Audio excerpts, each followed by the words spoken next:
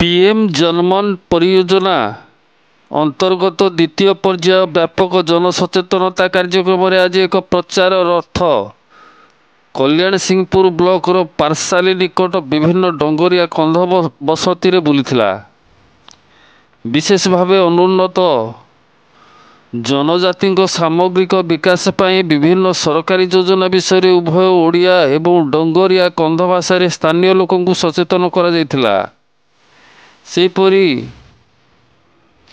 गुणुपुर blocker पुट्टा ठारे सचेतनता शिविर अनुष्ठित होइथिला। गोष्ठी उन्नयन अधिकारी सुश्री शुभ्रांजलि प्रधान, लांजिया सौरा उन्नयन संस्थार स्वतंत्र अधिकारी श्रीमती असीमा राव एवं अन्य समस्त विभागीय कर्मकर्ता उपस्थिति रे स्थानीय लांजिया सौरा लोकंकु विभिन्न सेवा जोगाई देवा पई आवेदन संग्रह करा जायथिला।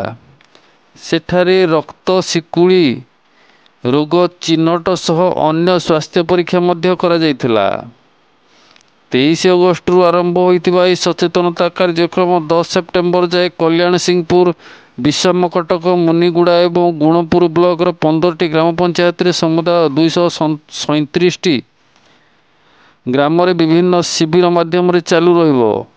डंगरिया कंध एवं लांजिया सौरांक बसती को पक्का रास्ता, पानीय जल, विद्युत जोगाण संजोग, स्वास्थ्य सेवा, स्कूल, अंगनवाड़ी, मोबाइल नेटवर्क सुविधा सह सेठाकार आदिवासी Aadhaar card, ration card, Jan Dhan account, Ayushman Bharat card, Kisan credit card, छात्रवृत्ति भत्ता, प्रसूतिकालीन सुविधा, योग्य हिताधिकारी को जातिगत और बासिंदा प्रमाणपत्र, जंगल जमी पट्टा जोगाई देवा एवं बनधन विकास केंद्र माध्यम विशेष भाव अनुन्नत जनजातिर स्वयं सहायक गोष्ठी मान आय वृद्धि इत्यादि पीएम जनमन परियोजना रे लक्ष्य।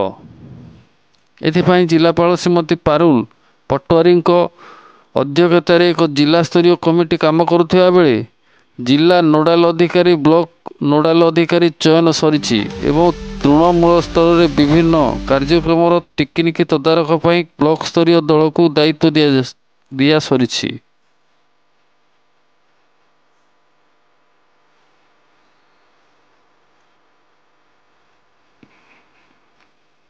रायगढ़ मनोज मिश्र रिपोर्ट, जागृत भारत न्यूज।